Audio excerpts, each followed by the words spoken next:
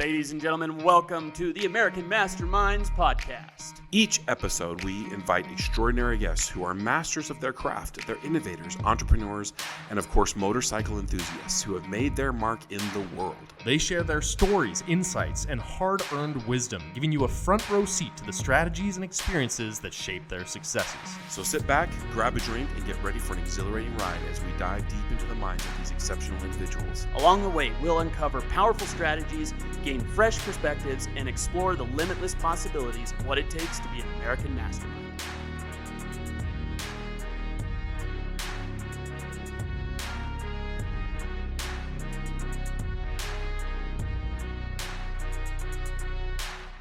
Ladies and gentlemen, welcome.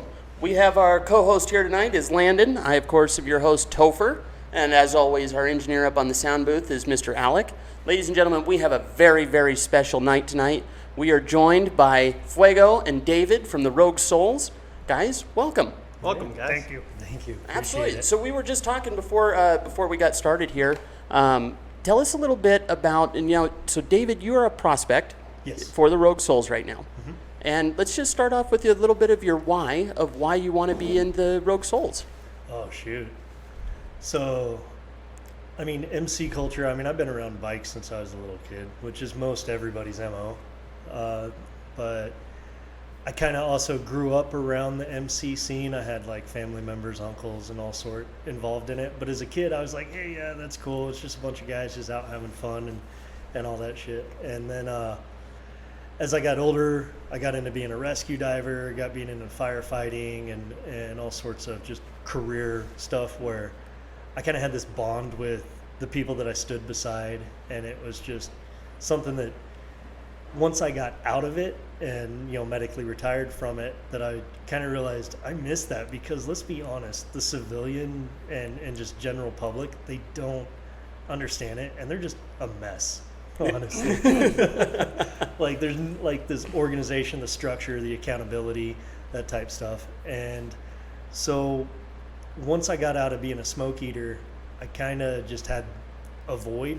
And I didn't know what it was, and I was filling it in with a bunch of other, just meaningless stuff, trying to find out what fit.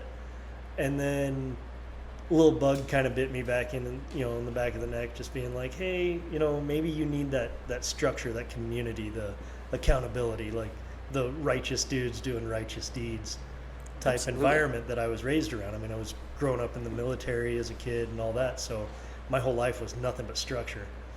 And then I started kind of following around and looking into the type of clubs that my family members were a part of, and I was like, okay, that's some solid stuff, but it just didn't really feel my bag. Like it didn't fit exactly inside of that void. So I started looking into more other avenues of clubs and just even growing up and such, I was always big history buff, so following in the histories and the legacies of things.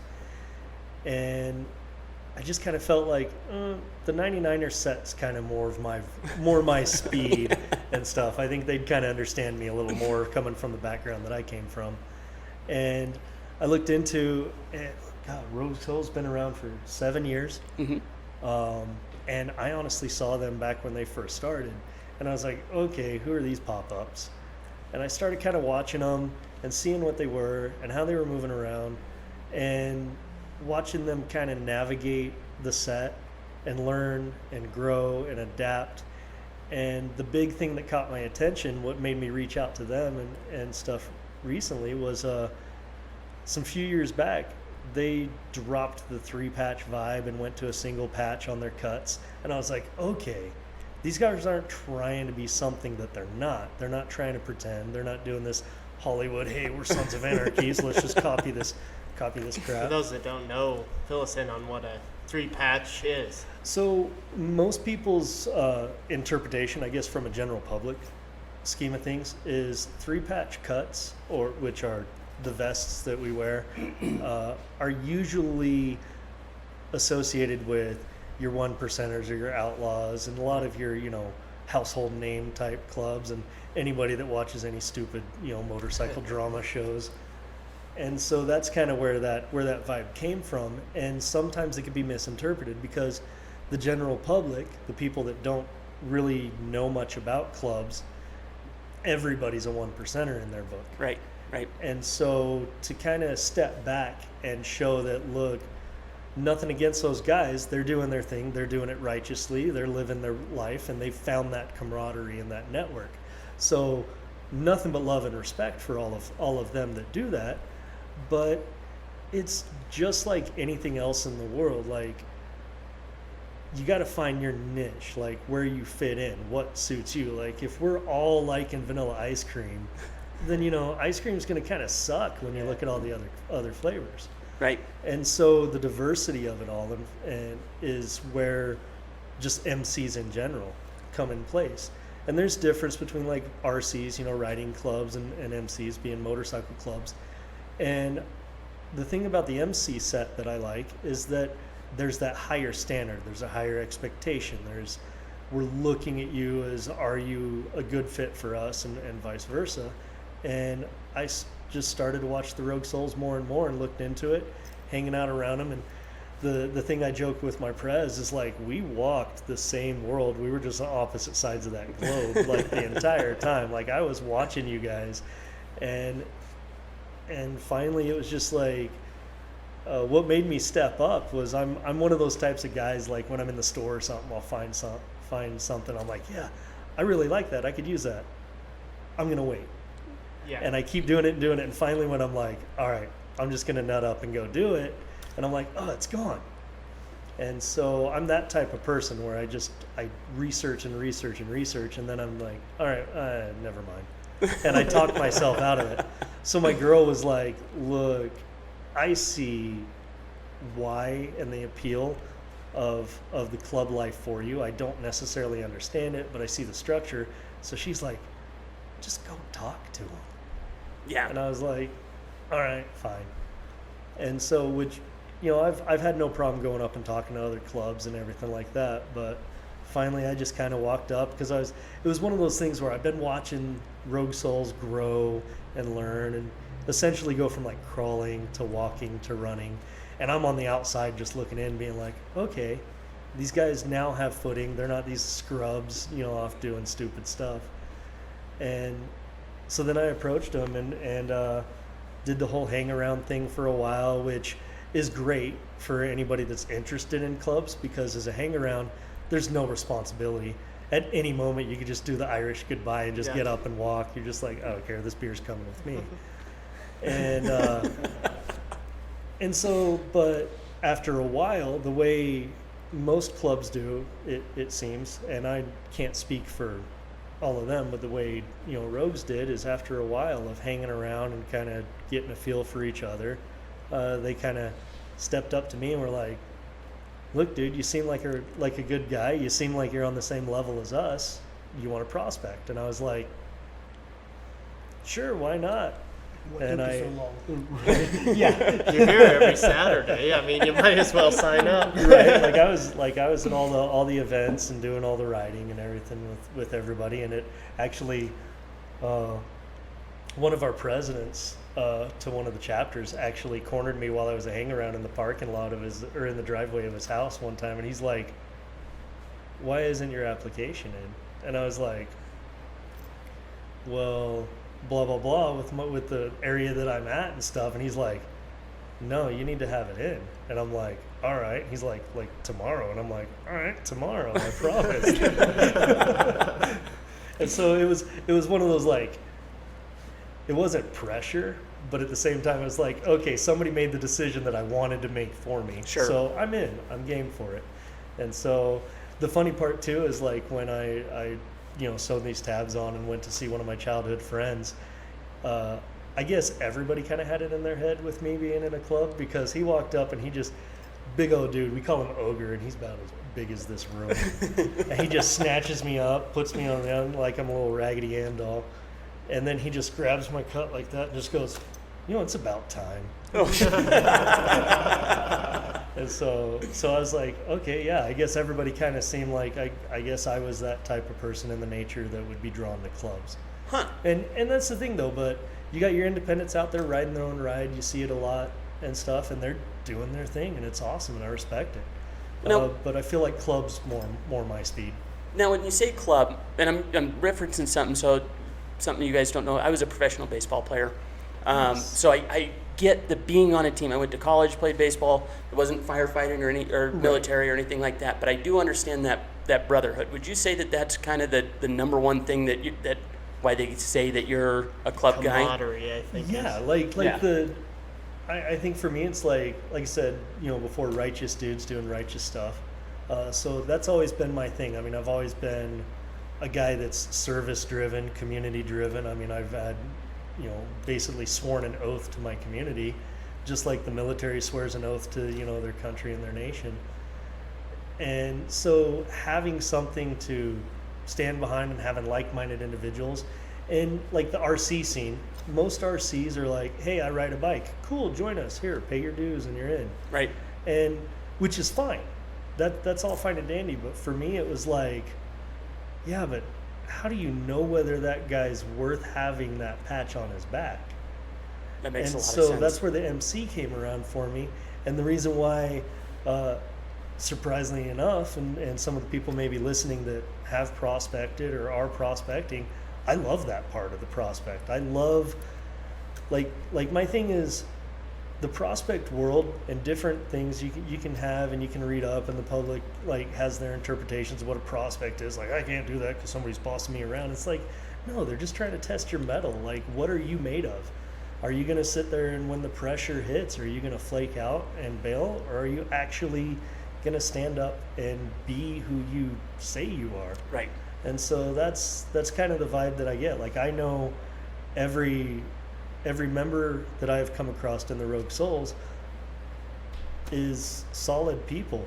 Like, I had an accident with my bike. I had a lady cut me off right on the interstate on I-80. Oh shit. And I laid it down, and she was whole hit and run. I'm sitting there alone on the side of the road, and I just straight up hopped on a text, and I was just like, guys, does anybody have a trailer?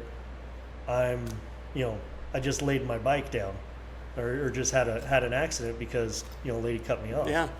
And they were like, it wasn't just, oh, hey, blah, blah, blah. It's next thing I know, my phone's blowing up with everybody, calling, making sure I'm okay.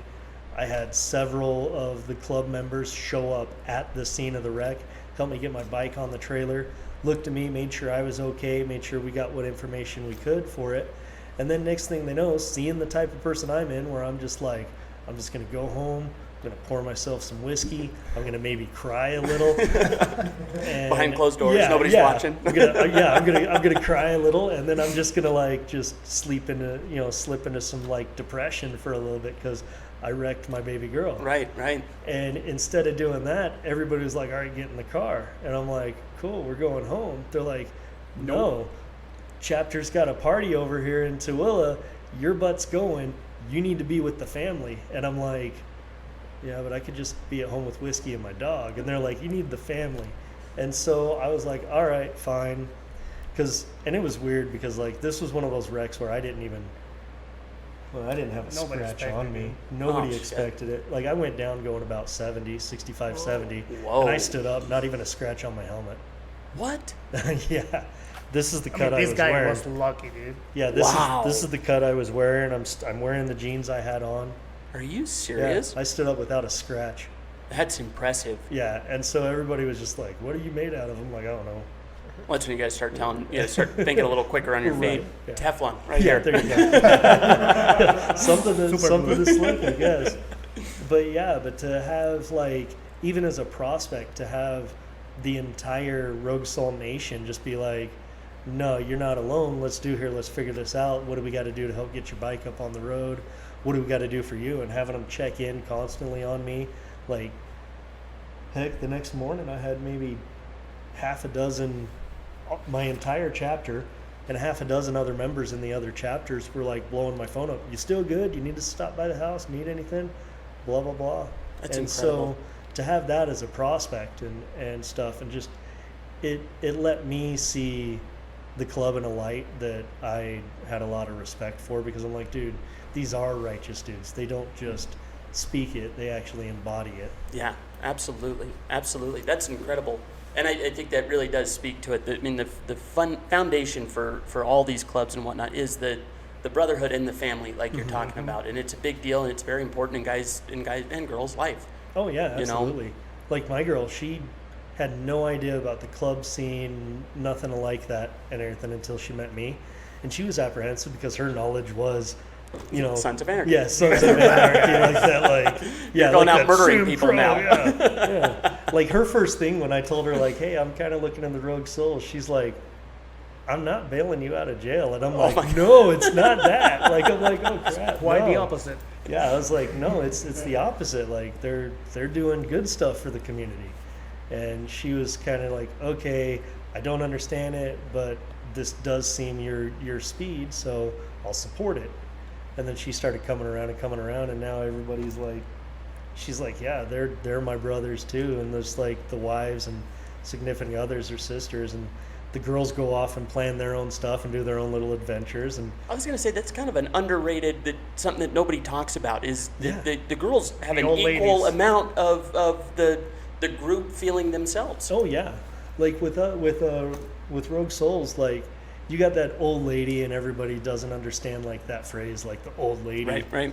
But so, and that's just a generalized thing. It's actually a very honorable thing to be called, because they have to earn that, because at the same time their actions are a reflection of the club member as well. But what the Rogue Souls do is they're a little more, I don't want to say more respectful about it, because an old lady is a very prestigious title. Right. I want the public to understand that. That's not, we're not, this It's is a term of endearment. It absolutely is. Right. It absolutely is. It's like if your husband's calling, your wife a sweetheart type thing, or you have like some secret little pet name. But what the Rogue Souls call them, instead of old lady, they're called angels. Oh, cool. So it'd be Well, like that's fun. So it's like Fuego. You'd have like Fuego's angel, and they have their own little. They have their own little badge and little their get moniker. together Oh, really? and stuff Yeah. like that. That's cool. Yeah. So they're held at a level of high respect and stuff, but at the same time, it's also made very clear that you're your own entity, you're your own thing, but you're not a rogue soul Right. type stuff. So don't be like in the military, you come across like the significant others wearing their SO's rank, that You're type right. vibe. Yeah, you don't get that. You don't get don't that. get that with the rogue souls, because there's a level of accountability that even the women keep themselves in check with. So even they're righteous women doing righteous stuff too. That's awesome. So yeah. So Fuego, what is kind of your experience and what brought you to the Rogue Souls? Well, it's kind of funny. I've been with the Rogue Souls for about, let's say, a year, putting all together the prospecting and then getting full patch. But I was married for about 17 years. A really good woman, but really strict. You knew where you were going and what you were doing every day? I always wanted to have a bike, Yeah? but I didn't get permission to buy a bike. I'm an accident pro. I'm always involved in accidents. So she was like, no, you're going to kill yourself. I'm like, I can walk out of the door and I'm going to die. Mm-hmm. Being a firefighter, I saw so many type of death, To me, it's like you only live once. Do what you like. For an example, I broke my back several years ago and they pronounced me paralyzed. They told me I wasn't going to walk anymore. Oh, no kidding. Yeah, I broke 3 vertebrae, happened? right hip. I used to work in a Brazilian restaurant. Okay.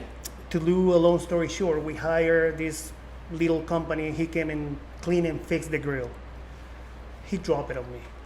Are you serious? And the grill weighed 3,000 pounds.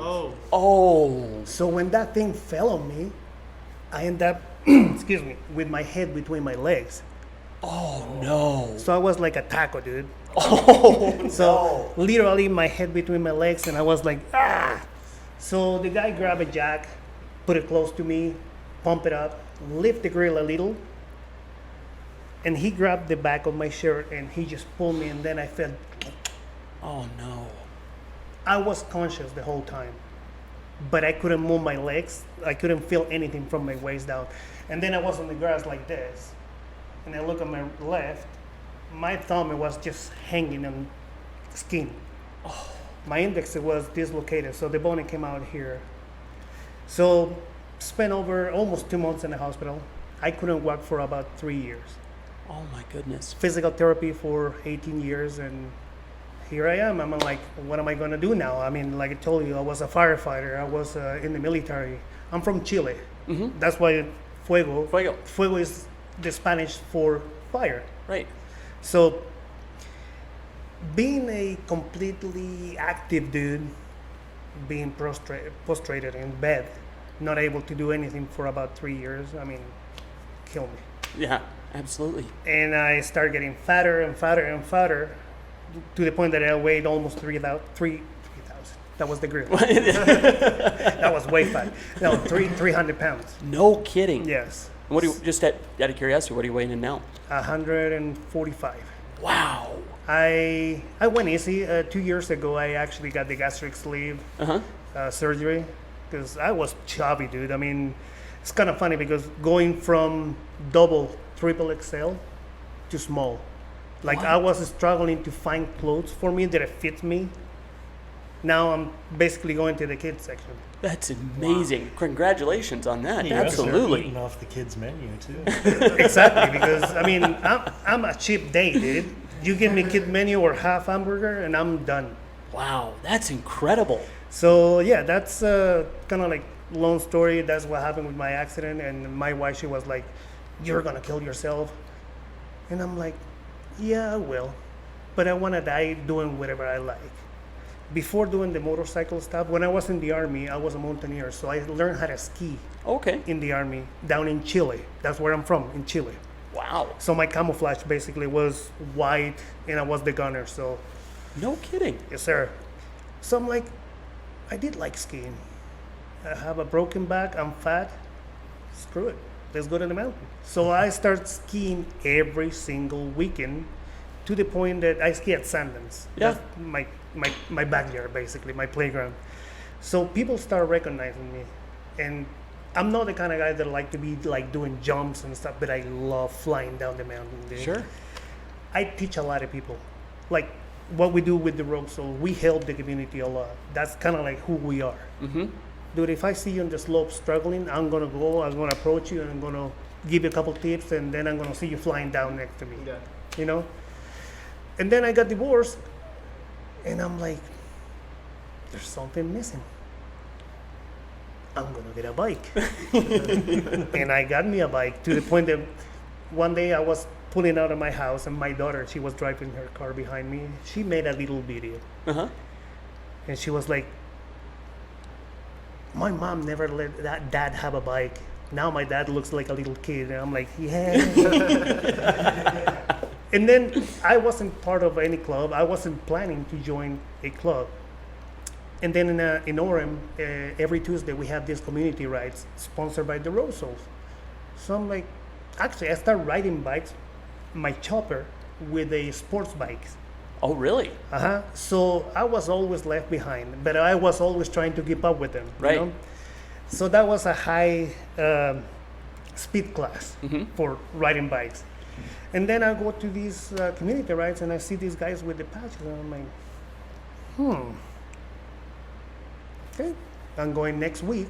One thing that I noticed, though, as a Latino, we love to hug each other. We love to give you a kiss on the cheek to salute you, you know? Sure.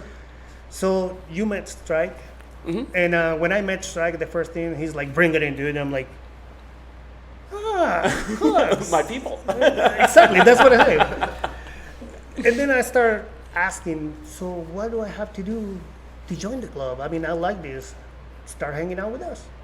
So I start hanging out, thanks to Buzz, one of the members. He was like, just ride with me. So we start taking this little ride, and then all of a sudden, like David here, Strike called me, and he's like, hey, where's your application? What are we talking about? Your prospect application. I'm like, oh, I didn't know that I have to send me an email. I want you to fill this out. I want it tomorrow. And then here we are. That's so awesome. I passed my prospecting, and this is actually one of the requirements to put a community event to help the community to become a full patch. So we did our event. We made our requirement on time, and here I am. And there you go. And I don't regret it one at all. Brotherhood. I mean, this is the family that I chose. Same thing. I also got a little accident last year on my bike. An 18-wheeler cut me off. Oh, Jesus. And locally, it wasn't like him. I mean, it was not even 10 miles. I was in a stoplight behind an 18-wheeler on the middle line. Green light come on. 18-wheeler cross the street basically and stop. Oh, No signal light, nothing. I'm like, looking to the left, too many cars. Looking to the right, nobody was coming. So I kind of went around it. And when I'm like halfway by the truck, he decided to make a right turn. So I'm like, oh, and the thing that I remember is I seeing his front wheel coming closer and closer to me. So I swerved, and it was sand on the curb, so I laid my bike. Luckily, I didn't broke any bone, nothing. I got big road rash in my arm. Right now you can't see it, but funny thing is, as I'm dragging on the ground, basically, I'm seeing my bike scraping, and I'm like, no. And that day we were going to a camp, a club camp. So I'm like, crap. Okay, I pick up my bike. I'm like, if it starts, I'm just going.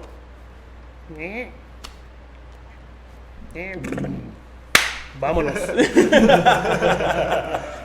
So, I love how everybody, because you have several wrecks. We all have something here. Oh, the yeah. first thing that everybody cares about is the bike. Yeah. What happened to the bike? Nobody, screw the road rash, anything like that. What happened to the bike? Well, your adrenaline gets going so high. Oh, You yeah. don't even think about all the blood coming off you. Not You even know? the pain is there. Well, like No. with mine is it's not just like there's the bike. It's this one. So I've had several in my many moons of riding, but this one was one that I practically stole the thing with the price that it was. I've built it. I've babied it. My kids have fallen in love with it, and so I just say like, this bike isn't mine. It's just on loan until my kids can ride it. And so when I laid it down, I was like, oh, how am I going to explain this to the boys? Like it was less about, oh no, my bike. It's more like my own sons are going to murder me in my sleep if I can't fix this thing. Just like you said, I mean, we showed up when he got his wreck, and hey, are you okay? Yeah, but the bike.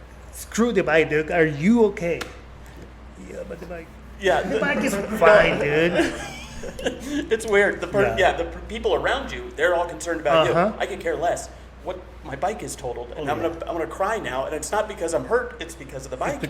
Well, what made it even worse was the week prior, I had just got it running after sinking about $3,000 into building the primary out. Oh no. So everything had gone south in the system, and so while I was in there, because I'm the type of guy like not only am I going to rebuild something, but I'm performance driven. That's what I do with my stuff. So I'm like, well, I'm in here, might as well. So here I am about, oh crap, I'm like over $3,000 deep into this thing. All right, whatever, let's go for a ride now. Week later, I'm like, well, there went all that money. Oh man, did you get it? Is it fixed? Oh yeah, she's parked outside. Parked outside. Yeah. Right on. Yeah. So what kind of bikes do you guys ride? Well, I'm the poor guy. I have a small bike. I have a Honda Shadow Phantom. The 2015 is just a 750 cc's. Yeah, I've owned one of those. Those are good bikes. They're nice. Yeah. Trust me, I do need more power. I'm gonna be honest. I had a 750 Phantom, and it was one of the best bikes I Dude, thought. I love it. I mean, it's black and black. He keeps knocking on it. I'm Yeah. like, dude, the thing handles fun, dude. Yeah. It always starts. It's smooth. It's comfortable to ride. Super comfortable. Yeah. Oh yeah. You know, I don't care what anybody says. The company that makes the absolute best bike, beyond a shadow of a doubt, is Honda. Like it's not if we're talking about reliability, is it going to go out there and start? You want to tell them about my sister has this bike that he takes care of. This thing needs to go to a museum. It's a Rebel 250. She's got something like 35,000 miles on it. She beats the crap out of this thing. And every single year, it's like, well, one day it's just going to stop running. It never does. She's never changed the battery. I don't even know if it has oil in it. A lot of Harley people, even mechanics, they tell me stick with that bike. Yeah. Dude, you're gonna like it. I mean, the Harley Davidsons, they're nice and all that, but this one is gonna last you way longer than the Harley. Yeah. Yeah. I'm like, well, maybe I'll keep it, but I still want a Harley. You better keep that thing. It's Oh, pretty no, I'm sick, going yeah. to. Well, now you got to. You You, always know, gotta now keep you your just first one, add yeah. from here, right? Yeah. That's the way it is. Yeah. Yeah. And you don't have a wife to tell you to sell it. Touche. Get the other ones. I can ride Not making whatever I that want. mistake again. There you go. As of right now, we're good. No, I've had a lot of bikes in the past, and the ones that I have to agree with you, Honda. I mean, it might not be the most beautiful bike, but I will tell you, it will Mine is get you beautiful. where you want to, Absolutely. when you want to, Every Yeah. single time. Yeah. The smaller the engine, the better Honda gets. Oh yeah, You know? yeah, absolutely. But- and I've had some dirt bikes that the Honda ones. I mean, I've sent those things through hell and back, and they still kicked over, and I was like, all right, yeah, you're good. It's wild. Like I said, that Rebel 250, we've had 15 of them or something at this point. Like they just yeah. they're built different. Yeah. Even the Rebels right now, they're going 500, and they came out with an 1100. The 1100 Rebel. So yeah. I went to the Honda dealers. Do you guys have a Phantom 1100? No. Yeah, they got that touring one now, right? With There's- the fairing and stuff. There's Looks like a new old Power Honda Rangers Phantom or coming out Shark. next year, but it's still 750. Well, Honda has this weird thing. They're not about overall power. Okay, they make it to rev high. They make it to have fun and do what it's supposed to do, and they kind of beat to their own drum. They're not competing with anybody. But again, when you go to start a Honda, it starts every time. Yeah, But And I'm it doesn't telling leak you- oil, and the bolts don't rattle off. right. But I'm telling you, It's like, when hey, I'm it's parked, working, why reinvent it? when I'm parked in between those Harley Davidsons, there's a lot of people that come and take a look at my bike. Oh, absolutely. So I'm like, no, I have short legs. There you go, I'm man. just the poor guy. I see no problem with that at all. So, and then your bike is? Yeah, so my bike is actually a 2007. It doesn't look anything like it. I mean, I get everybody asking, but it's a 2007 Harley Heritage Classic. Oh, really? But it's extremely heavily modified. And you were talking about museums with mileage. I mean, you came in, you've probably seen it, that red one that's parked out there. I came in up Oh, front, but okay. I'm definitely gonna check it Yeah, out. no, on you the guys way can't down. leave until we go and look So at this it. thing, it's a red and black one. It's 2007's limited edition paint scheme with the fire pearl and the black pearl.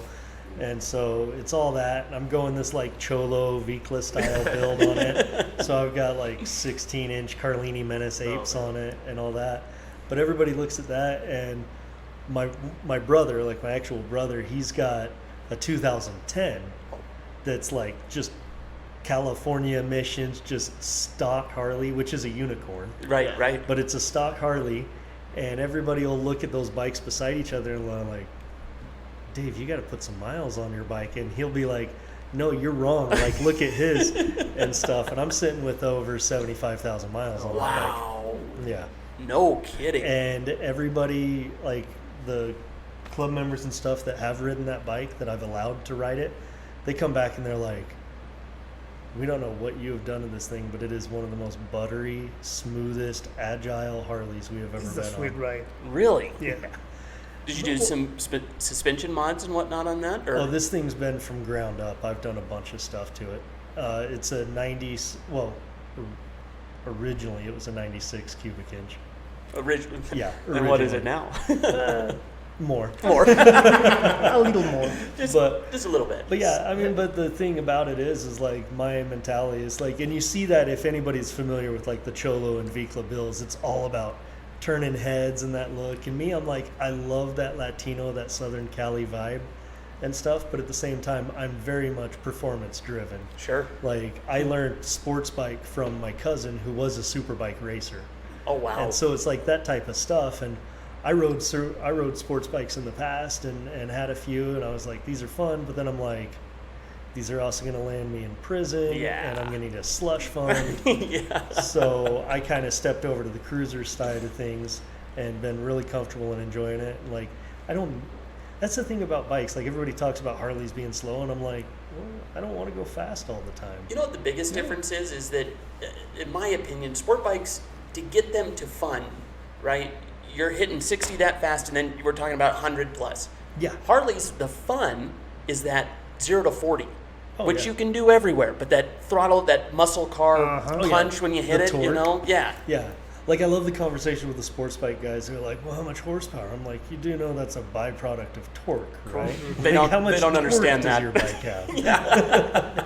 You have to spin that thing all the way Right. up. But that being said, like, even sports bike guys, like, I've walked that world. I enjoyed it. It was fun. I mean, but now I'm, a different version of me. Like, so this is fun for me too. Can I get back on a sports bike and, do some crazy stuff and stunt and all that? Absolutely. But But also, we're trying to stay out of jail. yeah, at the same time, And yeah. alive. Yeah, But at I the know same myself time, well, and- and Yeah. especially as now in the club scene and the type of, the public, they've got their eyes on you. Yeah. They're trying to feel it. So at the same time, I've got a nation full of righteous dudes that do good stuff. I want to emulate that. So why do I want to do, okay, do we bend the law sometimes? Absolutely. Everybody does. I mean, there's not a single person out here, whether they're on a bike or in a car or whatever. But the reality of it is like, I'm wanting to lead by example as well. Sure. Let's be And- real, and that such. soccer mom's breaking more laws than the Oh, rest of us. God. Putting her makeup on in the mirror. And, A little yeah, bowl of cereal. Yeah. and Doing phone, everything yeah. but driving. Right. Yeah, yelling at the kids and all that stuff. So you guys, you're from Chile. Mm-hmm. You're from Kentucky. What brought you to Salt Lake? So mine was my ex. Mine was my ex. So I've been married and divorced twice. My first one, I tease I was a victim of AIDS, ambulance-induced divorce syndrome. Like, she just didn't understand the whole scene and operations of being out there and seeing pretty much the underbelly of society. Sure. And it was very much like, hey, you keep that to yourself. I don't want to hear it. And I'm like, well, I need an outlet. I need something. And so she kind of just disagreed with that and left me after a 72-hour shift. Oh, I shit. came home to an empty house, and I was like, all right, well, kind of wallowed in self-pity for a little bit, and then got back up and was like, well, I'm still here. I better do something with it. And then ended up getting remarried. But I didn't have all the coping mechanisms for the PTSD that followed after leaving, the field that I was in essentially since high school. Like, I mean, I went into this stuff at 17. I know I was in it all through my 20s, most of my 30s. And so, but back then I entered it during a time where it was like, oh, you're a tough man, keep it bottled up. There's Right. no like, hey, you need therapy, go talk to people. It's like, yeah, this guy beside me going into this fire needs to trust that I'm, 100% dialed in. And if he thinks I'm going to therapy, then he's going to be like, yeah, you weak. Yeah, right. And that's the way it was, the general stuff. Nowadays, I'm just like, no, don't be that dude. Absolutely. And so, but, being that version of me and stuff cost me another marriage and all. And she's from out here, and my boys are out here. And I was like, well, I'm not going anywhere. I'm staying right here because I'm not gonna lose these guys. Sure. And so she's actually been pretty supportive and stuff. Like, our oldest was like, hey, I want a motorcycle, and was talking to her and she just looks at me, and you know how like most moms would be like, oh, absolutely not.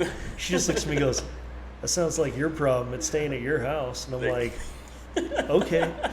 So he looks at me, he goes, does that sound like a yes? And I go, I think that was a yes from your mom. And he's like, sweet. And I'm like, no, bottle it up. Let's get out of here. Let's go find that bike real quick before she changes her mind. Rule number one in sales: when you get the answer you want, shut up and leave. Yeah, and that's exactly what I did. I go, dude, let's just go pick out your bike now, man, before she changes her mind. He goes, she won't change her mind. I'm like, no, that's your mom. She'll change her mind. I've been doing this. Come on. Yeah, so, but she hasn't really spoken much on the part of me being in a club and stuff, aside from her being like, I get it. Like, that's all she really says is like, I get it.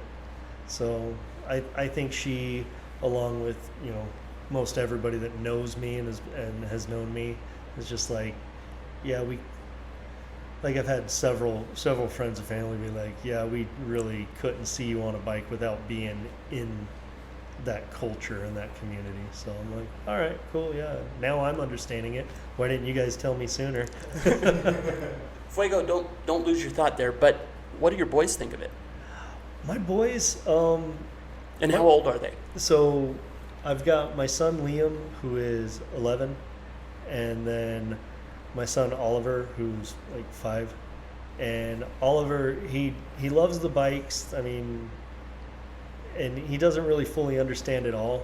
But he's also that type of kid that I got to keep the bike in neutral when he's around, because without me showing him and just him watching, he found out how to start them. Oh, no kidding. Yeah. So every bike that's when it's around Ollie, it's in neutral.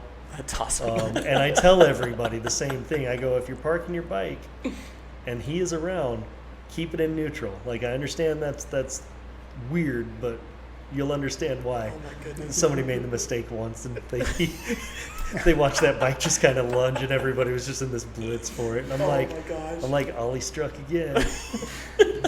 And then my son Liam, he actually digs it. Like, he kind of views everybody as uncles. Mm-hmm. Like, he's on the spectrum, and he's a very introverted kid, and he's one of those people watchers. Like, he'll enter a room and he'll just start assessing you, and it's creeped some people out, because he'll just be like, and just eyeballing and staring you down, and then you're just like, hi, and he'll just be like, nod his head and walk off, and you're like, all right, that kid's a jerk. And you're like, no, he's not. Wait. And like, once you become one of his people, you can't shut him up. True story. True story. And so he's really into it, because to him, you know, his family just got bigger. That's and awesome. that's the way he is with it. And that's the great part, is because we'll have, you know, barbecues and stuff around, and it'll always be like, hey, bring the family. So Liam will come hang around with us, and he's just like, hey, Uncle Fuego, like Uncle Gremlin. Like, he's just, you know, he's really cool about it. Like, even Strike, who you met, he's made some like weird facts and stuff that made Strike even make some side glances. Like, one of them, I think the first time he met Strike, he walked up to him and he's like, you want to hear a fun fact? Like, I mean, he had talked with Strike for a little bit earlier that day, but then later on, we were going out on a ride out in Tooele in the wintertime to deliver some stuff that we raised for the animal shelter out there. And so it was some of our significant others and all, you know, supporting and riding in the cars behind us. And we're riding through a snowstorm and everything, just going out. We're like, we got to do this, you know, just doing our thing. And so he's just like drilling Annie, my girl, on all these questions about the club stuff. And she's like, I don't know, you're going to have to ask your Uncle Strike. You're going to have to ask, like, you know, Uncle Ratchet and all this type stuff. And so finally he gets out. And mind you, he had just kind of met Strike. Okay. And you know Yeah. him. And so he walks up to him, and the first thing he says to Strike, he goes, you know, a human being can fit like almost 2 raccoons up their butthole before it injures them. And we're all just like, what the... Where does one even just, get a fact just like out that? of the blue, and everybody looks at me, and I'm like, You took him to Kentucky, didn't you? like, everybody looks at me, and they're just like, and I'm like, I have no idea. And that's his thing. Like, he just loves creeping people out. Like, he creeped out my girl just by walking into the kitchen one time, and just like, what's your biggest phobia? And just stared right through her, and she's just like, and I go, you told him, didn't you? And she goes, yeah, I did. I go, and his reaction, he goes, uh-huh. And just turns around and walks off. She goes, no. Now I don't know. And I'm like, no, that's the thing, is now he knows that you know that he knows. So he doesn't need to do anything. You're living on the edge of your seat for life now. And she like, and this was like months ago, and she was like warming him up. So he would like come up and be like, here, open your hand, and would drop like candy or all this cool stuff. Hey, I found these cool rocks at this like thing and all that. And she just like got in the habit of just being like, okay. And finally he just drops this little glass encased scorpion right in her hand. No. And she loses her mind. And he's like, Uh-huh. and just walks Noted. off. And we're like, she's like, what? I'm like, he's documenting that stuff. Like, dear diary, you're screwed. But it's cool, because like everybody, like, you know, those types of jokes and stuff that he'll throw and just being like that. So my kids love it. That's like awesome. the whole interaction. And I mean, and then I've got club brothers with kids and stuff. Rye. So one of our club brothers, Alan, has this little daughter. Her name's Rye, and she's a peach. I love her. Like since I first met her, I'll be like Uncle Dave, and all this type stuff. And so she just like clings to you. Like she loves with a passion, and just a great kid. And I'm her uncle now. That's awesome. And stuff. But the best part is like the love-hate relationship he's got, because she'll come running up. Like it doesn't matter how many people are there. She'll come running up and give me a hug and stuff. And he'll be like, "Hey, And where's I'm like, mine?" And she's just like, Yeah. and walk off. Uncle Fuego. And I'm like, No why? love? Because I'm brown?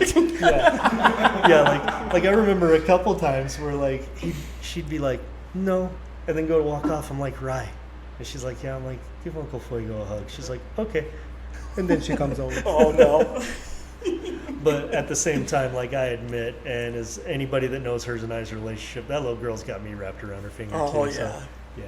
That's awesome. But no, and that's the cool thing is it's like the club life isn't just, hey, here's dudes with leathers and bikes. Like, to be honest, the motorcycles, they're the obvious thing that brought us together. But in the MC community, they're really, not even remotely close to the biggest part of the culture and the set. I think that's one of the big misconceptions that the general public has. Yeah. Like we were talking about, right? When we were getting going here, that really is just the threat. You come up, Yeah. somebody has a motorcycle, you get somebody to talk to. But the clubs and what everybody's here for, it is the brotherhood. It's the camaraderie between everybody. And you can only spend so many hours on a bike for a day, even if you're a seasoned rider. There's a whole other part of the day that you're spending and doing whatever it is that you're doing. Yeah, absolutely. Is that how it goes? You didn't tell me. Well, that's like that thing that I started off. So I started a thing where, with our chapter, and it's actually starting to gain momentum from the sounds of it. And it was just me kind of something that me and some of my friends outside of the clubs have done for the longest time but with them it was I kind of revamped it a little bit, but we call it the Church of Sunday Ride. Oh, And explain that. So the Church of Sunday Ride is less about the ride. Like, it doesn't matter. You can pound out, 100 miles, or you can pound out 1,000, or you can pound out 10 miles. It doesn't matter. What church is about getting to know the people that you're riding with. So we'll get together on Sundays, and we go to our own church, and which is just, we'll go ride, we'll pick somewhere to go, and then we just hang out and get to know and bond and stuff like that. So yeah, we call it a ride, but really it's... The funny thing is, we started it because any given Sunday, I'm like, I'm hungry. Yeah, it was a pursuit of food. 9:30 in the morning, I'm hungry. Let's go to this place that I know. So we've been going almost basically every Sunday. They know us. I mean, I know the owner, and I know the servers and everybody. Yep. And then we start calling it Church of Sunday Ride, and then all of a sudden, can I go? Can I go? Yep. It's like Can a we thing. go? Yeah. And then Yep. we have a big old table, big old dudes eating there, and then just taking off on their bikes. Yeah, and it's great, and that's where it starts, and then we're like, hey, where are we going today? I mean, there was one time which was really funny. We ended up at one of the ice cream shops out here, and you want to see some weird looks out of some kids. You see a bunch of guys sitting outside of an ice cream shop at a table, just joking and laughing, and like ice cream all over our face and in our beards, and just like enjoying ourselves, and these kids just being like, oh, and the moms and dads being like, oh, those are biker dudes, and we're like, oh, yeah, whatever. Get away from them. Get away. They're dangerous. Yeah, it's like you need more sprinkles on yours. But I mean, and that's the thing is like the cool part about Rogue Souls that I like is that we're not trying to be, this tough, burly, bar fighting looking dudes. We're out there trying to help the community, and by community, I'm not just meaning everybody on two wheels. I mean in our community. Like we've got groups all over in our like chapters and stuff all over, but each individual, our focus is what can we do to kind of make stuff better for the people around us. Sure. How do we help the community? Yeah. Well, speaking of that, so part of correct me if I get off the rails here. So part of being a prospect and your initiation into the club is to put on a charity, correct? Yeah, some type of service project for the community. And so, what do Well, we got coming? So usually the service projects, which I found out after the fact, is a pretty mellow thing, and nothing against it. Like and I'm not knocking anything. These are all righteous things. I've participated in a lot of them, and they were fun. I really enjoyed them, and I really loved the effect that it had. Like we did the fundraiser for the animal shelter out in Tooele, and we've done stuff like filling sandbags for because we had the flooding for Salt Lake City County and stuff like that. And that's all righteous stuff. I dig it. I was 100% for it. But me, I made the mistake of letting my ambition kind of just take over when they told me to pick something I'm passionate about. I should warn you. So I talked to Gremlin, Yeah. and he said, "Oh yeah, no, David's gone so far and above and beyond on this. Like he needs the media to put this thing on." So you're well on your way. I appreciate it because this thing, it's honestly, it's grown into something bigger than I imagined it to be, and I'm beyond grateful for it. Amazing response from the public, amazing response from the club and the community, and even the support from you guys. I am so just like madly in love with the help that I've got for it. So the premise for this is I was standing in front of the table when I accepted my prospect tab, and they told me, hey, this is some of the responsibilities of being a prospect and yada yada. But one of them was, you need to come up with a service project. And I was like, all right. And then they released me from the meeting and left me to my own devices to kind of think it through. And I had already come up with this before I even made it to the top of the stairs. I was like, I'm going to have a bike night, but it's going to be like a block party type thing. And so then something I'm really near and dear to me is, as you guys have probably figured out, this eye is really weird for you. That's because it's fake. Okay. I have a prosthetic left eye due to a congenital disease that I was born with. So I never could see out of two eyes, nothing like that. Oh wow. But I was raised like, okay, so what? That's a handicap to other people. Do you want it to be? And so I took that as a personal challenge as a kid, and I just ran with it. I didn't have a lot of resources to help me out. It was a very nuanced thing back in that day for trying to figure out, hey, what are the fixes for this and all this type stuff. And in the process, it ended up costing me an eye, and nearly cost me my other eye. Oh no. Yeah. So can you explain that a little bit for those that don't know? So I was born with congenital glaucoma. Okay. So it's, everybody's used to hearing the word glaucoma and thinking, oh, old people going blind. Sure. Well, you can actually have that. It's a genetic disease that you either have that gene and it'll happen to you or not. And most people don't know it or realize it until they reach that age where the tissue and everything's wearing down. So, but me being, blessed with being born with it, it's ocular pressure. Like you just keep building up pressure in your eye. And so I went through a bunch of stuff where it was like every other week I'd go to the doctor and they'd stick a needle in the eye and drain fluid out and do all this different stuff.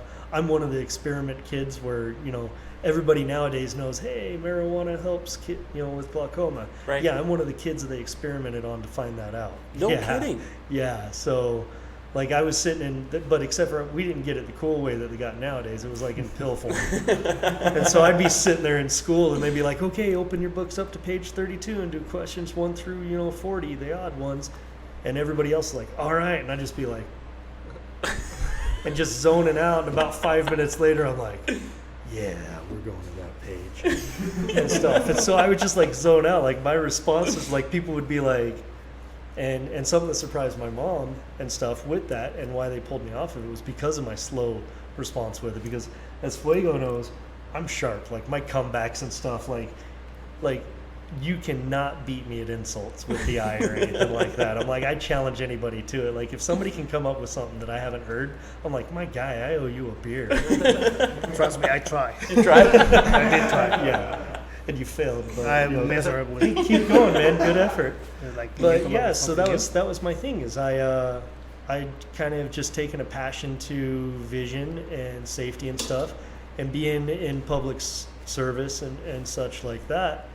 Also, it was really cool being a firefighter with one eye and seeing these kids and being like, oh wait, well he can do it, and he's got vision problems like I do, and so kind of leading by that example. But once I got out of that, and I the weird part is, and I told my mentor today actually, is I was like, you know, I've walked into burning buildings, I've held dying people in my arms, and I've fought those fights without even blinking. But doing what I'm building right here, I am scared to death of letting these kids down, because so essentially what I've done is I've partnered with an organization here in Utah that helps the children and underprivileged children of Utah with getting free vision screenings, free eye care, free resources for them, their families, lots of underprivileged people. And the company the organization is called Eye Care for Kids. Maggie, who's the executive director of Utah, is an amazing woman, and she is somebody that's a kindred spirit as me. Like, just seeing her passion for it, I was like, oh, I'm excited. So I almost missed the opportunity to actually talk with them, because I had a list of vision charities, nonprofits, that I wanted to go down, but I didn't want to let every single one of them know, and then all of a sudden be like, oh yeah, sorry, you're first come, first serve, all of you, psych, sorry. So that makes sense. So when I got hold of the first organization, and I'm not naming any names, but it kind of just flopped. Like, they never got back with me. I kept showing up at business hours and their doors were always closed, and I'm like, okay, the clock's ticking. You guys don't seem to be as passionate about this as I am, so moving on. Sure. And then I walked into the clinic that's up here in Salt Lake and kind of talked with everybody. I was like, hey, this is what I'm doing. And it was really weird walking into a clinic with a bunch of, little ladies in scrubs and everything. And I'm walking in, beard, all this. And I'm just like, hey, I'm here to help you. And they're just like, that's what? Weird. And so one of them was like, okay, well, here's this lady's number and stuff. And then she's like, what is it you wanted to do? And I told her, and she's like, oh, no, you don't need that one. You need this card. You need this woman. And so Maggie got together, we had a meeting, and we created what's called Sight Night. Sight Night. Which is kind of a play on words for your bike nights or your block parties. But the biggest thing is it's not exactly a bike night either. So we're holding it down on August 19th at the Provo Town Center, the mall there on the south end. They're giving me the whole parking lot. Oh, wow. So I've got this massive area to do this with. And we're basically throwing out a whole bunch of stuff that's not just biker related. We're doing stuff for the kids. Like, I'm working on face painting. Bouncy houses. Yeah, trying to get bouncy houses. I've got, it's going from 5 p.m. to 8 p.m. I've got a local band that's doing live music the entire time. Because I told them, I was like, you guys just want to do a little bit? They're like, no, we've got a 4-hour set built for you. We've canceled family camping trips. We're in. That's and I'm just awesome. like, you guys are sick. So band's called Totem Rock. No kidding. And they do this era like from 60s, 70s, 80s, 90s, just all the big hits type stuff. Really cool stuff. And they were like, yeah, we'll do it for free. And I'm just like, I love you guys so much. So they're going to be there doing that.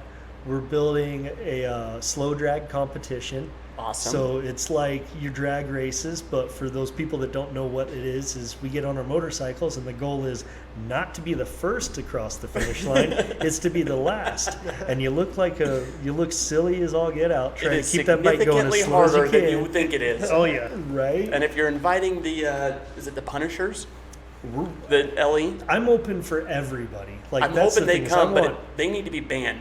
We can't go against the cops. They know too much. Well, that's the funny thing too. So what we're doing with the slow drag competition is I've created a 50-50. Okay. So what the 50-50 is you come in, you pay your dues to get a part of the slow drag. Half of that, so the pot, so say we get $400 total for everybody involved in the slow drag. Half of that is going to go to Eye Care for Kids. And the other half of the pot goes to whoever wins the slow drag. Awesome. And so I'm stoked about that, see who's number one and stuff. Like, if it was me, I probably would just turn around and be like, hey, no, we'll give the rest to it. I just get to have bragging rights that I beat everybody What's here. funny about that is if you put a little trophy together, guys would get more coup out of that than winning half the pot, Right. Right, so we're doing that. I'm working with some law enforcement to see if we can get some of the bike officers around to kind of do a ride and do a little stunt, like skills, not necessarily stunt, but a skills show for the kids. We're doing a whole bunch of stuff like that. I even got with this kid named Micah, great guy. A lot of people down in Utah County probably know him, especially in the sports bike scene. He's the only kid in the region with a mobile dyno. Really? And Micah's in. Whoa. So Micah is going to be there with a mobile dyno to have everybody. If you go up to him, you pay him, you pull three pulls on the dyno and see what your numbers are. That's awesome. I'm stoked for Micah coming and being a part of that. I mean, I'm really happy that he's going out there and making that accessible to people. And then the other thing that I'm doing, because I want to help Micah as well, is anybody that comes and does that for him, I'm taking and setting aside one of our big raffle items, and that's going to be the prize for whoever pulls off the best numbers for the day. That's awesome. So whoever comes and helps Micah out and gets on the dyno with him, if you got the best numbers for that day, you might get a pretty sick prize. Is my goal with that. We've got a whole bunch of raffle items that we're doing. I've got, just to give some ideas for them, we've got a Buffalo Nickel tattoo shop down there in Springville, in the Connexes where Rick has the strap tank and all. Yeah. They've put in some coupons to help out, so there's some people that are going to win some stuff that way.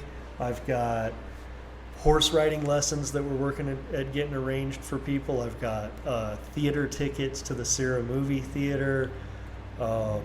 We've got cycle gear is throwing in on it. Nice. I'm talking with AJ over at Indian. We're probably going to have some raffle items thrown in there.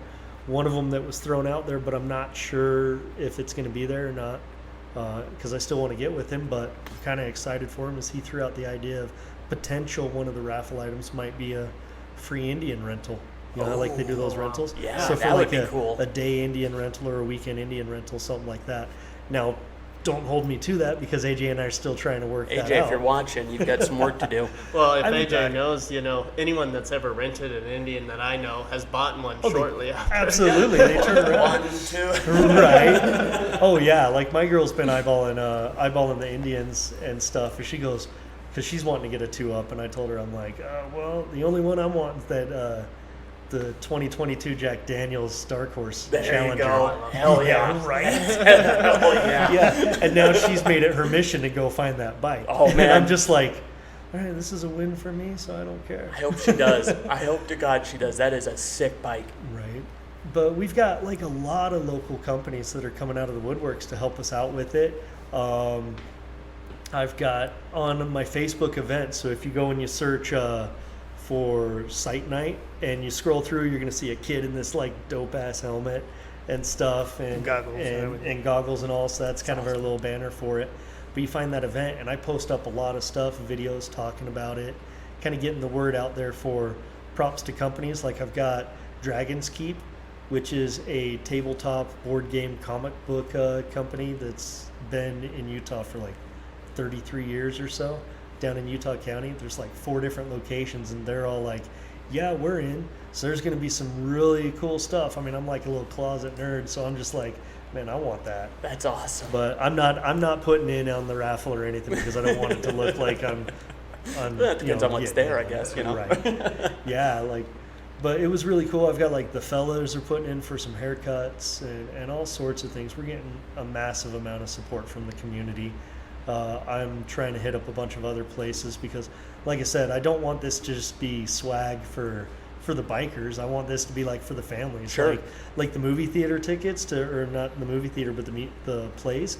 I was like, dude, that'd be awesome for like mom and dad to just be like, hey, we're leaving in the kids with the babysitter and let's just go enjoy this and stuff. So we're trying to do a bunch of stuff like that. We've also got a ride that we're organizing to try and do in the morning. That one, it's going a little different than what most people do dues wise because we're asking for $35 for every bike. So It doesn't matter how many people fit on that bike. If you can fit 3 people on that bike, whatever, it's $35. Don't get any ideas, Fuego. Right. Well, I mean, I'm gonna have to make a phone call now. plans are canceled. No, so the reason why Maggie and I chose $35 and why that's such a key note for Sight Night is $35 gets one kid a free vision screening and corrective lenses. That's amazing. And I'm just like, man, with $35 me, bucks, dude. yeah, $35. yeah.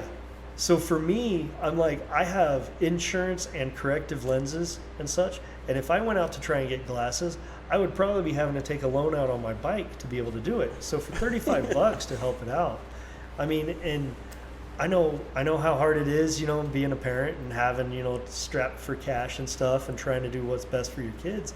But there are a lot of stuff out there that people will think that, oh, they're just not paying attention, they have ADHD or something like that. And the reality of it is like, sorry, your little one just can't see that far. And so they're just like, well, whatever's over there does not interest me, so why do I care? You know, there's something to that I don't think anybody, we live in a pretty privileged place here in Salt Lake. You know, in terms of cities, it's a very good city. It is, yes. Our inherent charity is Thanksgiving Heroes. Oh, and yeah. And the one that comes away from that, and this was a few years ago, I don't know what it is currently, but 20% of kids won't get a meal if they don't get it from school. Yeah. And if you put this on the priority list, kids need glasses.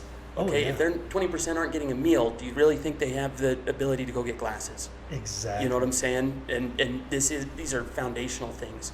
We need to make sure kids can see what they're doing. You know, Exactly. That they're I going to fail in absolutely school. agree. Like the trickle down from not being able to see is massive. I mean, it's wild. Like for me, for the first like few years of my life, we couldn't afford glasses, couldn't afford anything.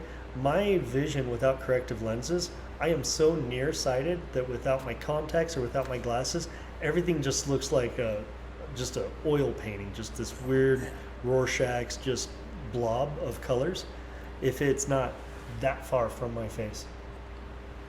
Wild. And so I didn't know, like I would hear noises and I'm like, what's that? What's that? What's that? And I know my parents kind of describe it to me, but I never really understood what they meant. And then my mom, she even said, like, the first time I got my glasses and when she was driving, she was like, I didn't know whether to be annoyed or just overjoyed because, like, every time we do, I'm like, that's a tree? That's what that looks like? That's what an eagle looks like? That's what a sparrow? Or I'm like, that's what a Chevelle looks like? Like, I was like, this is new to me, just like all these different things. Because I'm like, one of my favorite things, like when I was a kid, is like motorcycles. One of the first things I attributed to is I would sit there and hear the rumble, and I'm like, what's that? And they're like, oh, that's a motorcycle. It's, you know, that's a Harley. It's like a bicycle, but it's got an engine on it. Yeah, it's like a bicycle, but it's got an engine on it. And I'm just like, what? And then the first bike I saw, I was like, yeah, I want one of those, like stuff. So it's like, so that's part of the passion for me is I want these kids to experience the world that we all are in, that we share. And let's be honest, man, everybody here in Utah, whether they realize it or not, and I have been all over this country, all over other countries, just traveling and living and jumping around either with the military or my own personal adventures. And Utah has so much. I just keep coming back to it. Yeah. And for these kids to miss out on seeing The all mountains. that, You know, oh my like, gosh, it's Just just nature, dude. everything. dude, it's just something that I'm like, I need to do something. And so when they told me, hey, your service project has to be something you're passionate about, I'm like, well, there's one thing that I'm more passionate about, like, you know, passionate about motorcycles, but there's only, you know, a couple things that are bigger than that. And its eyesight is really, really important to me. And so when I came across Maggie and I Care for Kids and the staff and the team there, I was like, oh my gosh, these people get it. That's awesome. And they've been doing amazing work, and they've been just out there just pounding and putting in the service and doing their mobile clinics and doing all this stuff for not just schools but public centers and stuff like that. And they're just trying to get everybody involved with it. I think they partnered with a lot of the one of the immigration organizations and stuff out here to kind of help some people that have just came over here and with those opportunities. And I'm just like, let's do this. Like, let's just rock it. Absolutely. All right, I gotta ask, what else? Yes. What else do you need? So my big things that I need right now is, honestly, I'm trying to go as big as possible. So I need vendors that want to show up. I'm not even charging vendors to show up. My thing that I've told most of them is like, hey, be here, turn out for it. If you guys want to give a percentage, go for it. If not, whatever. But let's kind of just get this. Let's start turning some heads. So I want vendors to What kind kind of of show up. vendors are you looking for? Well, local, any like local organizations and businesses. Like I know you guys wanted to show out and Yes. stuff like that. I've got some people that do like Mama B's crafts. And this woman, she does amazing little craft stuff, from like little coffee sliders to clothing and mugs and all this. So she's working on being there. I've got this little young lady that I'm trying to. Hopefully she'll reach back out to me, but she's her family's from Argentina, and it's an amazing setup that she does, in which she's creating this children's book that is so cool. Picture Alice in Wonderland, but with like the Latino culture, like the lore and the superstitions and everything to it. And her art style is gorgeous. And so I'm hoping I can get her out there to kind of get some spotlight on her. I want to get anybody, like I'm going to try to have Indian and Harley and them turn out, obviously. Sure.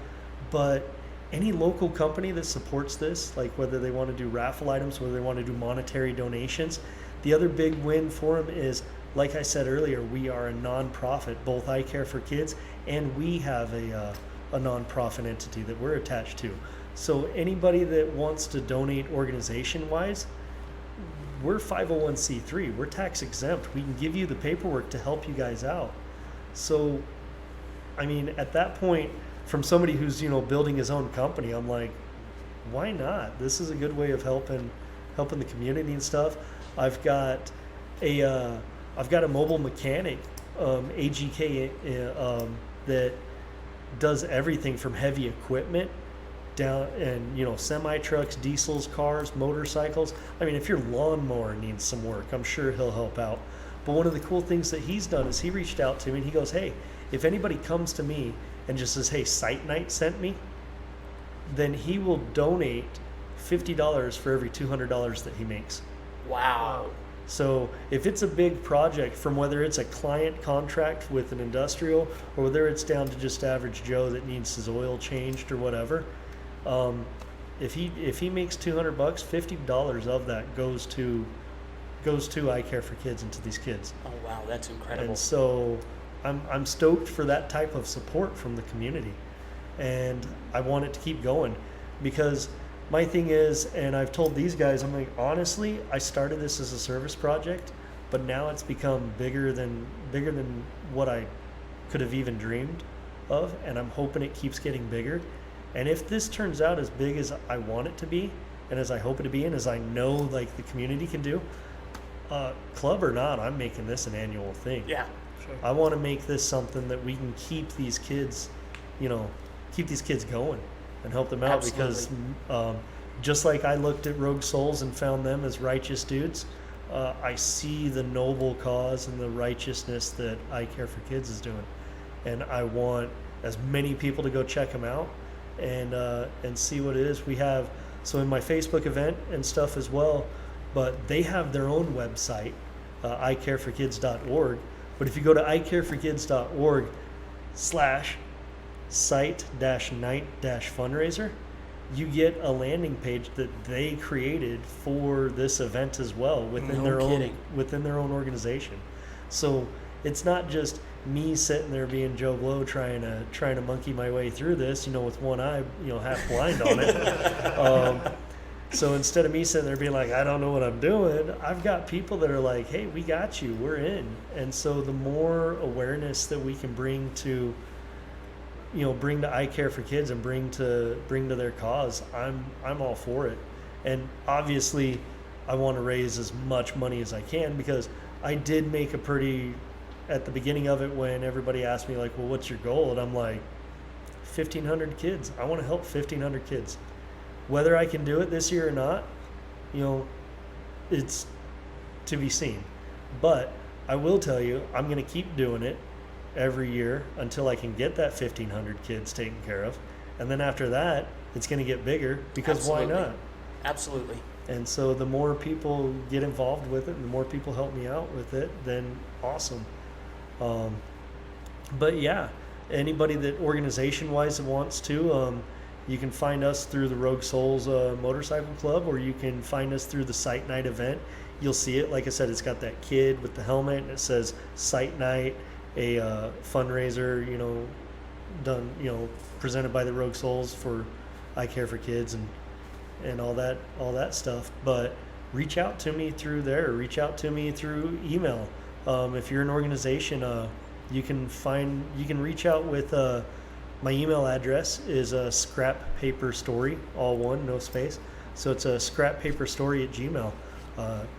I answer every email I get, unless you're spam, then I just block it. But, so may the Or odds be fuego. ever in your favor. Yeah. Oh well. In Spanish. Somehow I made the mistake, and he got my phone number. So Terrible idea. yeah, terrible idea. He's but the one that wants the Cholo bike. even got the license plate coming, my guy. Uh-huh. But like I said, my passion for this is not just for the bikes and not just for the kids, but I want the community to kind of, let's do this. Absolutely. Like, let's get Just everybody. to make Bike- it fun for everybody. Exactly.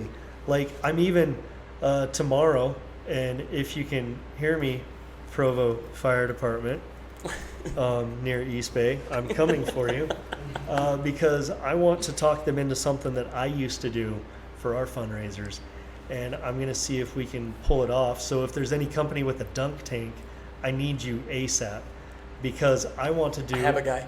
good, because I want to do a dunk the chief. Okay. We used to do it all the time.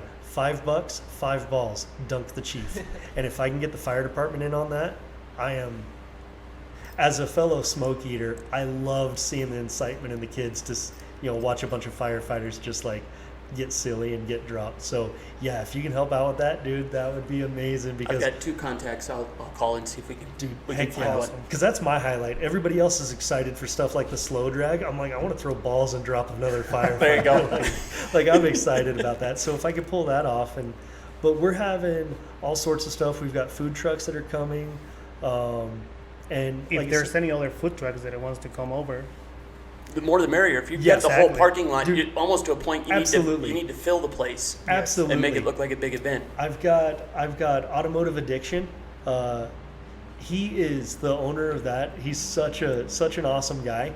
He's actually grabbing some of his best cars, and he's going to bring them out and do like a little mini car show. So you're going to have like supercars and all this stuff out there. And then I'm roping off an area for everybody that brings a bike.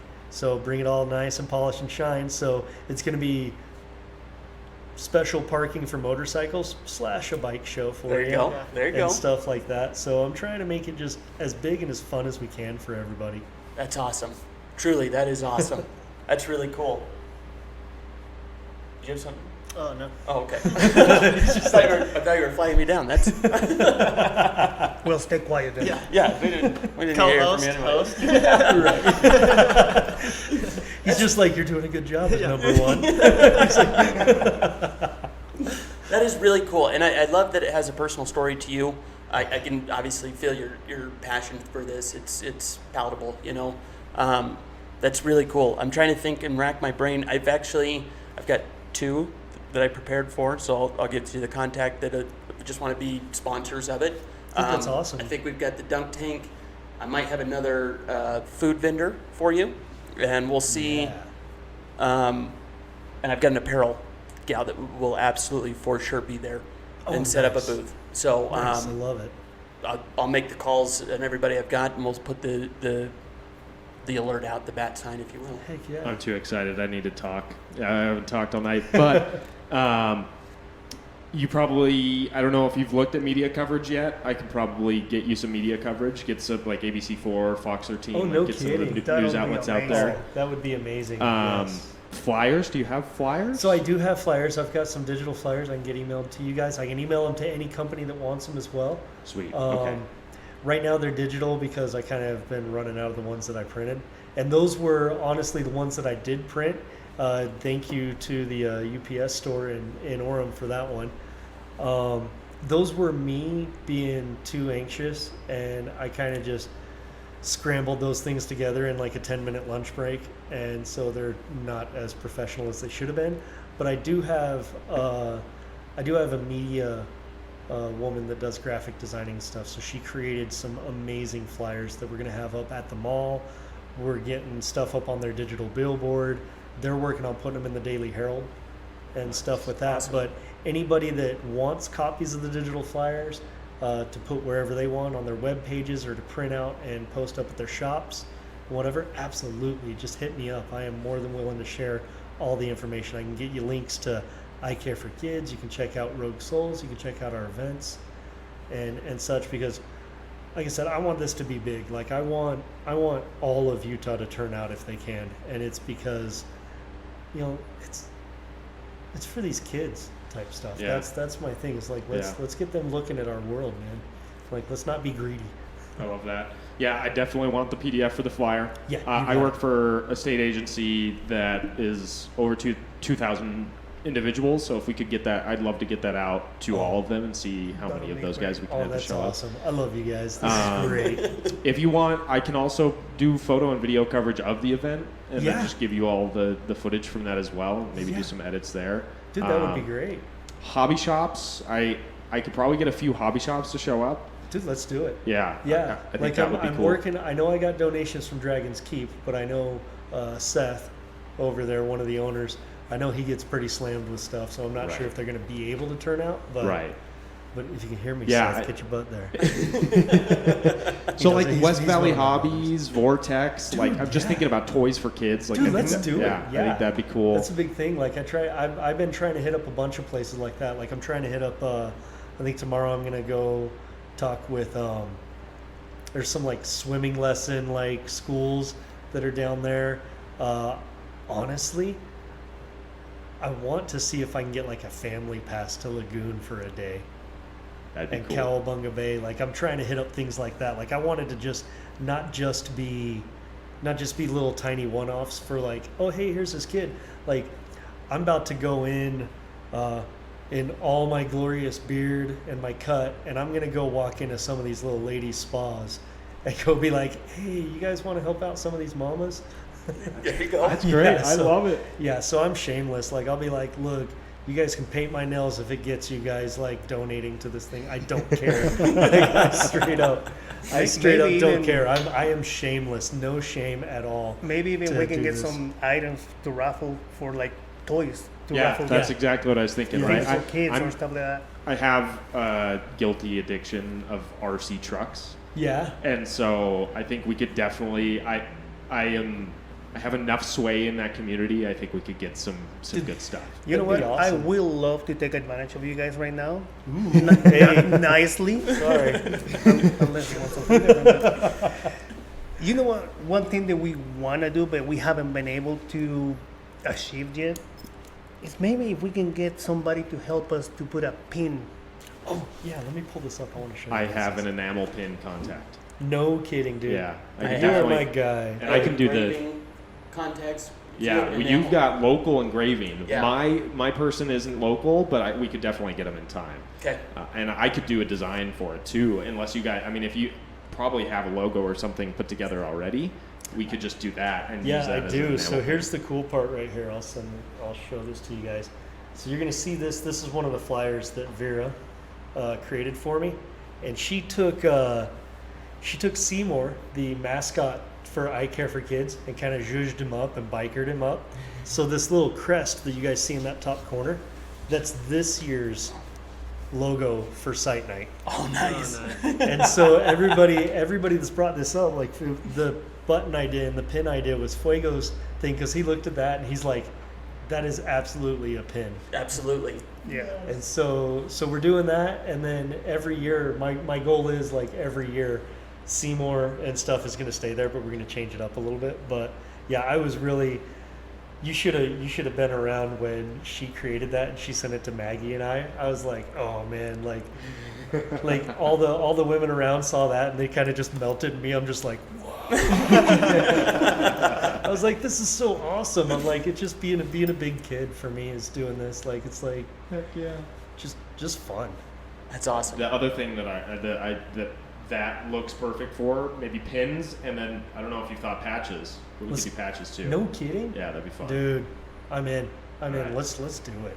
Beautiful. Let's do it. We can sell, like, I got no problem with doing some pins and patches for people, and maybe even selling them for those that want to get involved. Mm-hmm. I'd give them to anybody that signs up for the ride and stuff. We're still working on the layout on what we want to do, because I understand it's August. I understand, like, everybody's, coming back from all the, stoked for the Sturgis stuff, and Right. and you've got the Four Corners rally, and then the law enforcement unit for the fallen officers, like, announced after I did all this. So August 20th is their fallen And yours is officers the ride. 19th, mine's We are the the 19th. 19th. Okay. Yeah. We were looking at that last Yep. night, actually. Yeah. So, So it kind of threw me for a loop. So I'm like, all right, well, adapt and overcome. yeah. So, but one of the things that we're looking at doing is I want to maybe do a ride in the morning early while it's cool, get the riders out enjoying it, nothing too wild, and just kind of an escorted ride by some Rogue Souls. And so you get to ride with You guys are some pretty of good my at that. Dutch brothers. Yeah. Yeah. Yeah, we are. Yeah, Yeah. we kind of doing pretty decent with it. I feel like we're okay. Yeah. It's actually a lot of fun. Yeah. Oh, For those yeah. that don't know what they're talking about, we ride in a big group, and they will run as gunners that run up to the side, and they'll shut down an intersection so the group doesn't have to stop. So the group's moving at a snail's pace, not a snail's pace, but a nice, easy, Yeah, you're comfortable riding way. your own And ride. then you've got the Rogue Souls running right down the side, going 900 miles Blocking an the hour, street. stopping the traffic. And it's always so funny because these cars get out, but then big old bikers with patches on it, they're just, no, I don't think so. You're going to stay right there. I literally got goosebumps the first time that I rode Yeah. and watched you guys do traffic control. I was so giddy about Well, it. that's the funny thing with bikers. I mean, we are well organized and we focus on safety. Yes. So we have a road captain, we have a tail gunner, we have blockers. So it's really organized and safe. Right. Well, that's After the that biggest thing. event, I spent like hours on YouTube learning everything about how you guys break off and like whose job it is to do what. It's rigid. Yeah, that's the thing that a lot of people don't understand. Is they're like, okay, there's a lot of moving parts to this that people don't realize what's going on. They just think, oh, here's a bunch of guys ripping throttle, but the reality of it is our priority as Rogue Souls for the community that participates with this stuff with us. We want you guys to have a blast, enjoy yourselves, ride your own ride, obviously, but also get home. Right. And Get keep your family. both the wheels on the ground. Absolutely. Yeah. Absolutely. Like we've had some people that try and do showboating that puts people at risk, and they don't even make it to the end of the ride. We're like, sorry, this isn't Get your out. place for it. Right. We want these people to get home to their loved ones, just like we want you to. But yeah, we go about all that. I'm planning for doing it probably in the morning, being a pretty decent ride, but not one that's gonna like tax you too much, and then give you the time to go home, enjoy time with your family, gather them up, maybe wash the bugs off the bike from the morning. For the And bike then- show, of yeah, course. and then show up and kind of have fun. Like get that bike up on the dyno or get out in the slow drag. Like show us your skills. Like everybody can rip fast. Let's see you crawl that puppy. It's way harder. I promise. It's way harder to go But it's- slow. But it's so It is. fun. It's so fun. It is fun. Like everybody that I've seen, even that gets involved in it, is like, I'm not good. They're just like by the end, they're just like, oh, this is a blast. Yeah, absolutely. So, I mean, I've even flirted with the idea of me getting in there with those big bars and kind of See what we can get done. Well, I mean, Fuego's seen me. I can get that thing to a pretty slow crawl, but I'm not. Okay. I I tried, but it's a big but I bike. couldn't. It's a big bike. It's hard. Yeah. But no, that's the thing is I want it to be a party, and I want it to be for everybody that not just has bikes but loves bikes, but also the people that just love their community. Absolutely. And I like what you're doing.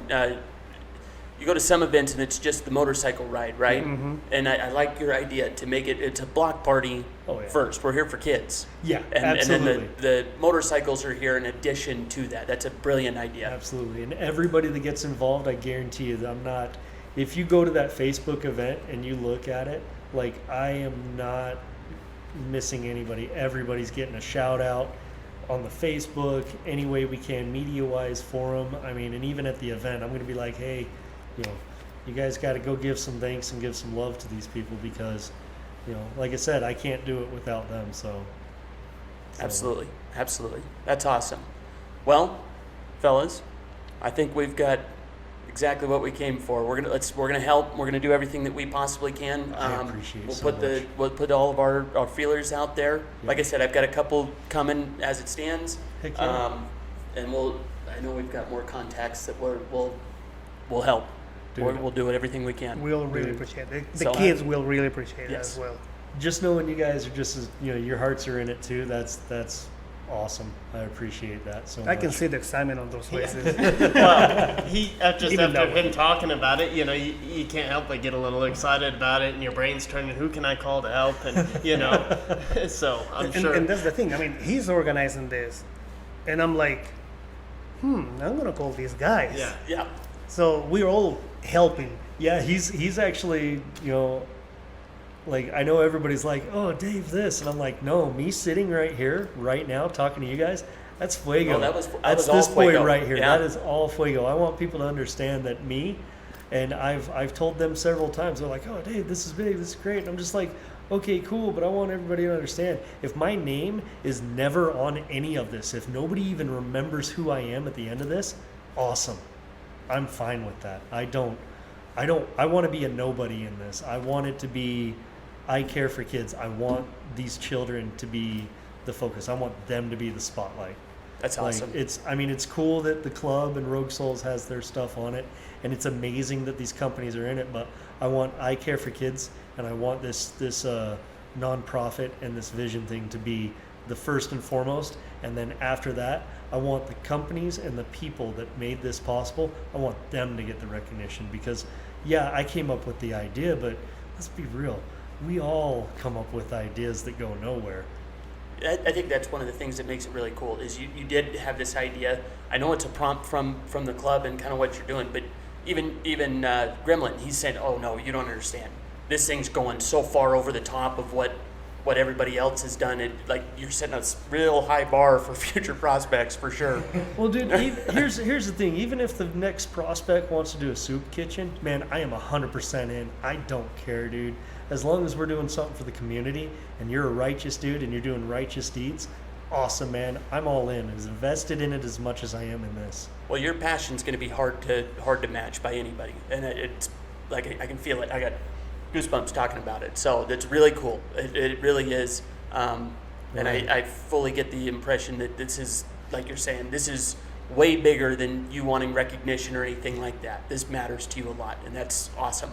Well, and that's something to get behind. I appreciate it, guys. Like, it's humbling. I really do. I appreciate you all. Absolutely. Well, guys, thank you so much for coming out. Thank you We're for going to get having this us. out, and we're going to try to get as many eyeballs on this as humanly possible. I So love it. it's Love it. awesome. Thank you, guys. Really, Absolutely. I can't say it enough. Thank you all. Cool. We really appreciate it. Absolutely. And we're going to have you guys on again, and we'll have some more Oh, for fun sure. talks and whatnot, but let's take care of business first. Oh, for sure. Yeah. So Yeah. That's anytime. what I tell everybody. I go, talk to me when this is done. I understand.